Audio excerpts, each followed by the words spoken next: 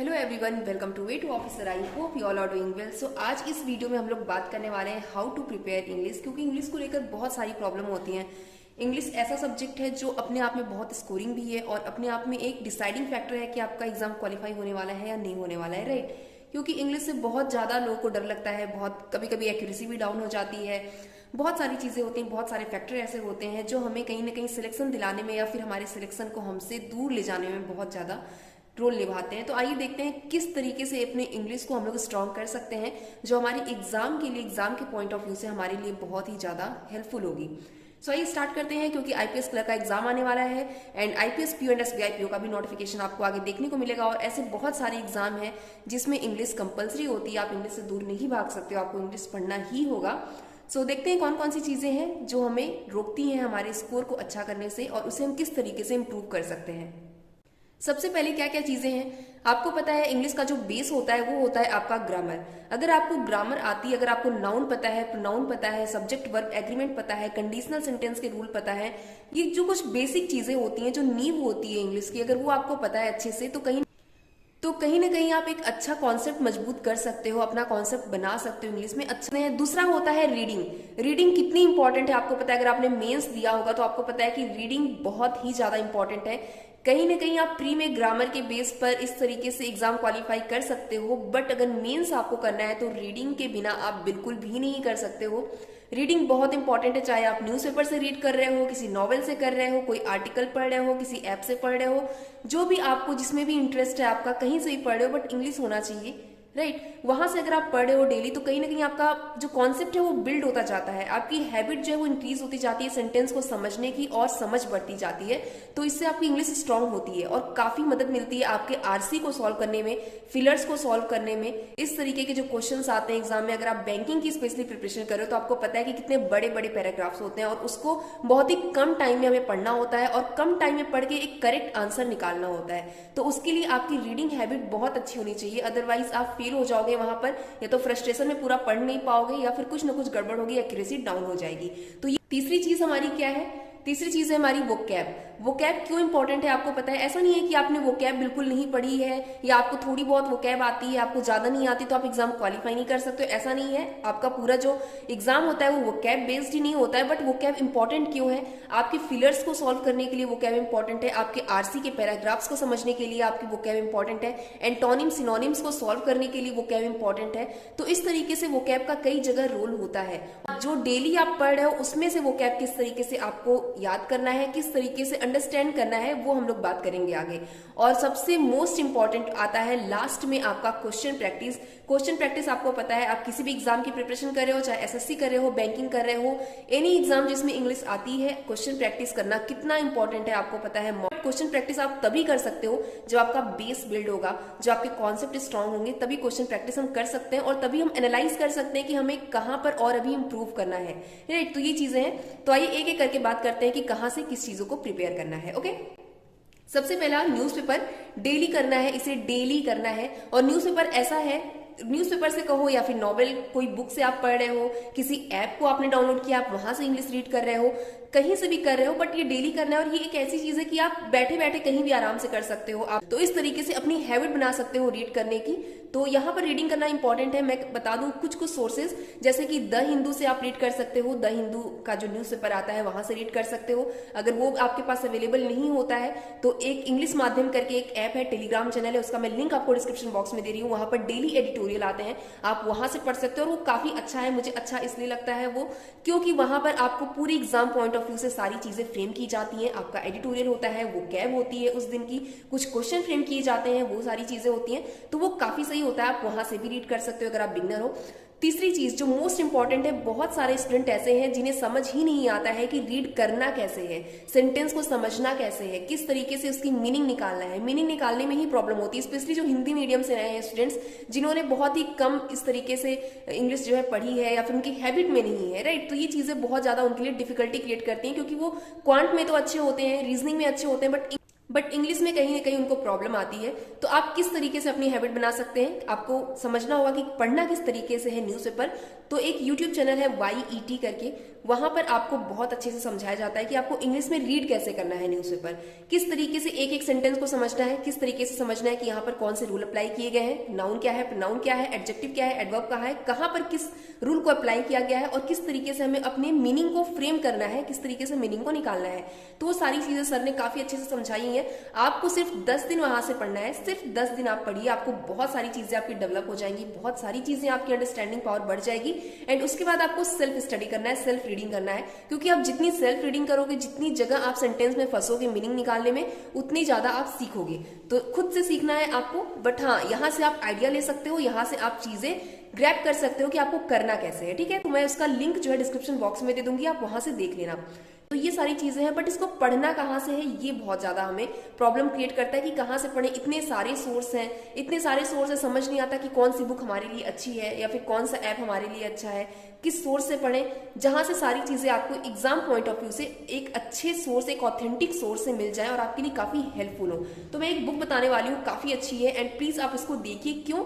क्योंकि आप अगर SBI PO देने वाले हो, आगे IPS PO देने वाले हो, एंड IPS क्लर्क देने वाले हो, या फिर आगे कोई भी रेगुलेटरी बॉडीज या फिर किसी भी के भी एग्जाम आप देने वाले हो, इंग्लिश कंपलसरी है। एंड इंग्लिश ही आपका डिसाइडिंग फैक्टर है कि आपका एग्जाम क्वालिफाई होने वाला है या नहीं होने वाला है। तो आइए देखते हैं कहाँ से पढ़ें। तो मेरे पास ये बुक है इंग्लिश फॉर कॉम्पिटिटिव एग्जामिनेशन की, by Wren and Martin. Wren and Martin मुझे इंट्रोड्यूस करने की जरूरत नहीं है, आपको पता है कितना ऑथेंटिक सोर्स है, कितना हेल्पफुल है आपके एग्जाम के लिए। इसे एशन पब्लिकेशन के द्वारा पब्लिश किया गया है। एंड ये आपके एग्जाम के लिए हेल्पफुल क्यों है, अलग बुक से, दूसरी बुक से ये यूनिक क्यों है, इसके बारे में बात करेंगे। और आपके एग्जाम के लिए क्यों एक डिसाइडिंग फैक्टर साबित हो सकता है क्वालिफाई करने के लिए। सो आइए स्टार्ट करते हैं। जिन बच्चों को नहीं पता है, जिन्होंने कोई बुक परचेज नहीं की है, उनके लिए बहुत इंपॉर्टेंट हो सकता है। और दूसरी बात मैं आपको बता दूं, अगर आपको ये बुक अच्छी लगती है, आपको लगता है कि आपके पास ये बुक होनी चाहिए, आपके एग्जाम के लिए बहुत इंपॉर्टेंट है ये बुक, तो आपको क्या करना है, सिंपल कमेंट बॉक्स में अपना नाम और अपनी ईमेल आईडी लिखनी है। और दूसरी चीज लिखनी है कि आपको इस बुक में क्या अच्छा लगा और आप क्यों चाहते हो इस बुक को। 10 लकी विनर्स को एशन पब्लिकेशन के द्वारा ये बुक प्रोवाइड की जाएगी, जिससे आप अपने एग्जाम के लिए यूज में ला सकते हो, एग्जाम क्वालिफाई कर सकते हो। दूसरी चीज है, बहुत सारे स्टूडेंट हैं जिन्हें ये बुक चाहिए होगी, जो परचेस करना चाहते होंगे, जिनको ये बुक नहीं मिल पाएगी बट उन्हें परचेस करना है अपने एग्जाम के लिए। तो आपको मैं लिंक दे रही हूँ जो कि डिस्क्रिप्शन बॉक्स में है, उस लिंक को आप क्लिक करना। एंड एक कूपन कोड मैं दे रही हूँ जो कि है REN10। इस कूपन कोड को आप अप्लाई करोगे तो आपको 10% का एक्स्ट्रा डिस्काउंट मिलेगा। तो आपको बहुत ही अफोर्डेबल प्राइस में ये बुक आपको अवेलेबल हो जाएगी एशन पब्लिकेशन के द्वारा। एंड यस, इस बुक को आप परचेस कर सकते हैं और अपने एग्जाम के लिए यूज में ला सकते हैं। आइए देखते हैं कि इस बुक में क्या खास है, क्या यूनिक है, दूसरे बुक से अलग क्यों है। सबसे पहले इस बुक के कंटेंट को जानने से पहले मैं आपको बता दूं कि इस बुक के जो क्वेश्चंस हैं वो किस किस एग्जाम में आए हुए हैं, राइट। क्योंकि ये जानना हमें बहुत जरूरी है। हमें पता होना चाहिए कि जिस बुक से हम प्रिपरेशन कर रहे हैं, जो सोर्स हम यूज कर रहे हैं, वो सोर्स का एग्जाम में उस सोर्स से क्वेश्चंस आते भी हैं या नहीं, या फिर आते हैं तो किस एग्जाम में आते हैं। जो जिस एग्जाम की मैं प्रिपरेशन कर रहा हूँ या मैं कर रही हूँ जिस एग्जाम की प्रिपरेशन, उसमें ये यूजफुल होगा या नहीं होगा। देखते हैं, यहाँ पर दिया हुआ है examination wise question. Allahabad high court, bank of Baroda, bank of Maharashtra, DMRC, IPS bank clerk, IPS bank PO, India post payment bank, LIC, MSET Maharashtra, NABARD, NISCL, Patna high court, RBI assistant, RBI grade B, SBI क्लर्कियर, SBI PO, IBPS, SSC, CGL, CHSL, FCI। बहुत सारी exam में आपके question आए हुए हैं। अगर आपको जानना है कि ये क्वेश्चन किस तरीके के आए हुए हैं किस एग्जाम में, आपके यहाँ पर पेज नंबर दिया हुआ है। जैसे आप नाबार्ड की मान लीजिए आप प्रिपरेशन कर रहे हैं, नाबार्ड में 29 पेज नंबर 71, 168, 181, 190, आप पेज नंबर ओपन करो, आप देखो कि किस तरीके के क्वेश्चन आ रहे हैं आपके एग्जाम में इस बुक से, राइट। तो ये बहुत इंपॉर्टेंट अपने आप में बन जाता है। आपको पता है जब आप इस बुक से प्रिपरेशन करोगे कि आप एक ऑथेंटिक सोर्स यूज कर रहे हो जो आपके एग्जाम के लिए बहुत यूजफुल होने वाला है। एंड कंटेंट क्या है, किस तरीके से अपने एग्जाम में यूज कर सकते हैं, वो कैब कैसे पढ़ सकते हैं, ग्रामर कैसे पढ़ सकते हैं, ऐसे राइटिंग कैसे कर सकते हैं, डिस्क्रिप्टिव के लिए किस तरीके से रीडिंग कर सकते हैं, किस तरीके से क्वेश्चंस को सॉल्व कर सकते हैं, सब कुछ इस बुक में मिलेगा। आइए देखते हैं कंटेंट। इस बुक के जो कंटेंट है उसे 7 सेक्शन में डिवाइड कर दिया गया है। सबसे पहला सेक्शन देखते हैं जो कि ग्रामर है, आपकी नींव है आपकी इंग्लिश की। इस ग्रामर के पोर्शन को कई सारे चैप्टर में डिवाइड किया गया है, आप देख सकते हैं यहाँ पर, जैसे कि सेंटेंस हो गया, सब्जेक्ट प्रेडिकेट हो गया, part of speech, noun, pronoun, verb, adverb, adjective, इसके बाद प्रीपोजिशन, कंजंक्शन, इंटरजेक्शन, जितनी सारी चीजें आपकी ग्रामर में होती हैं वो सब कुछ इसमें इंक्लूड किया गया है। इस ग्रामर के सेक्शन को 2 पार्ट में डिवाइड किया गया है, जो कि है बुक 1, दूसरी है बुक 2। आप देख सकते हैं कंपोजिशन इसमें काफी डिटेल में दिया हुआ है आपका, noun, pronoun, adjective, verb, adverb, conjunction, order of word, सब कुछ अच्छे से दिया हुआ है, आप देख सकते हैं यहाँ पर। और दूसरी चीज है कि जब भी आप किसी चैप्टर को पढ़ रहे हो, किसी सेक्शन को पढ़ रहे हो, उसके बाद उसके क्वेश्चंस दिए हुए हैं, वर्क बुक दी हुई है अलग से। वर्क बुक को भी दो पार्ट में डिवाइड कर दिया गया है, डिस्क्रिप्टिव एंड ऑब्जेक्टिव। डिस्क्रिप्टिव में आपको खुद से सोचना है कि यहाँ पर क्या फिल करना है, हमें क्या लिखना चाहिए यहाँ पर। ऑब्जेक्टिव में आपको एकदम प्रॉपर जो है क्वेश्चन मिलेगा कि जिस तरीके से एग्जाम में आते हैं, आपको टिक करना है करेक्ट आंसर पर, ठीक है। तो इसमें काफी अच्छे से सब कुछ दिया हुआ है। मैं आपको अभी चैप्टर वाइज दिखाऊंगी कि आगे किस तरीके से बनाया गया है डिटेल में। दूसरे सेक्शन की बात करते हैं, वोकैबुलरी, जो हमारे एग्जाम के लिए बहुत इंपॉर्टेंट है। चाहे आप एसएससी कर रहे हो, बैंकिंग कर रहे हो, इंश्योरेंस कर रहे हो, किसी भी एग्जाम की प्रिपरेशन कर रहे हो, वोकैब में हमें क्या क्या चीजें होती हैं यहाँ पर मिलेंगी। आपको पूरी वर्ड लिस्ट मिलेगी जो कि काफी अच्छी दी हुई है। आगे हम लोग देखेंगे किस तरीके की वर्ड लिस्ट है। इसमें भी आपको डिस्क्रिप्टिव एंड ऑब्जेक्टिव मिल जाएगा। ऑब्जेक्टिव में आपको यहाँ पर क्या मिलेगा क्वेश्चन में, एंटोनिम एंड सिनोनिम, जो कि वोकैब का बहुत इंपॉर्टेंट पार्ट है और एसएससी के लिए तो बहुत इंपॉर्टेंट है। बैंकिंग में भी एंटोनिम सिनोनिम आते हैं, आपके आरसी में पूछे जाते हैं, काफी हेल्पफुल होने वाला है आपके लिए। दूसरा सेक्शन हम देखते हैं, सेक्शन 3, जो कि इडियम्स एंड फ्रेजेस हैं। For SSC it is very important, आपको पता है इडियम्स एंड फ्रेजेस बहुत आते हैं। दूसरा है आपको जो सेक्शन 4 आपको मिलेगा वो ordering of words in a sentence and sentence in a paragraph.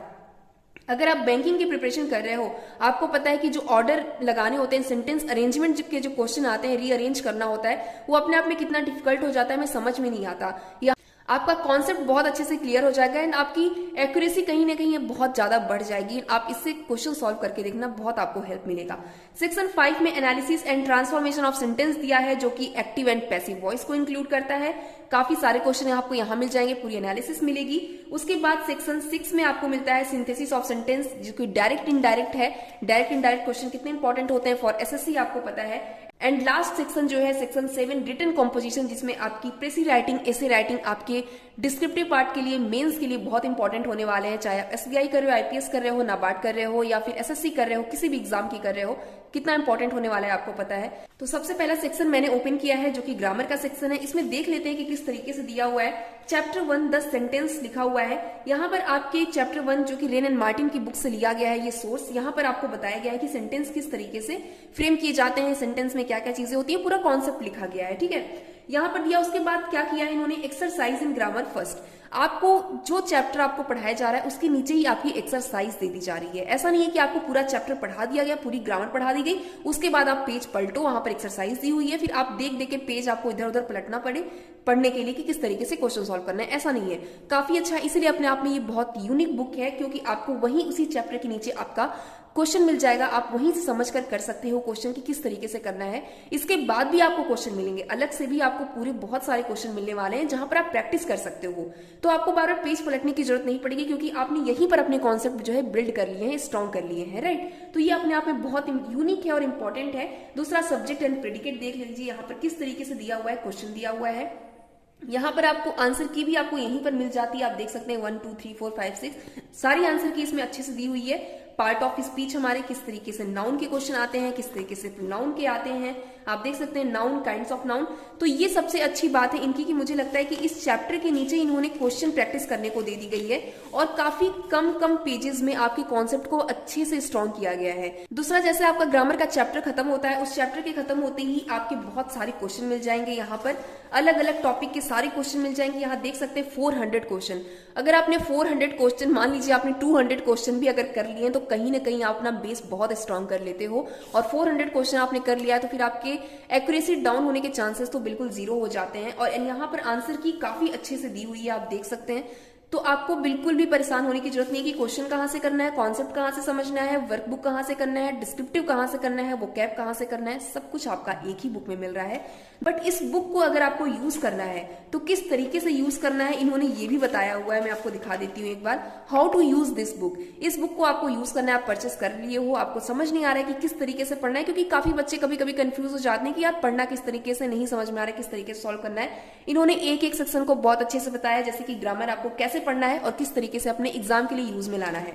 इसी तरीके से वोकैबुलरी को किस तरीके से आपको पढ़ना है, इडियम फ्रेजेस को, आपके जो ऑर्डरिंग ऑफ सेंटेंसेस होते हैं, active voice, passive voice, direct indirect, आपके रिटन के लिए किस तरीके से आपको पढ़ना है, ऐसे राइटिंग कैसे करनी है, आपको आरसी किस तरीके से सॉल्व करना है, बहुत इंपॉर्टेंट है स्पेशली बैंकिंग एग्जाम के लिए। तो आरसी ऐसा होता है कि डिसाइडिंग फैक्टर हो जाता है कि आप लीड कर रहे हो या नहीं अदर स्टूडेंट से, तो ये चीज है।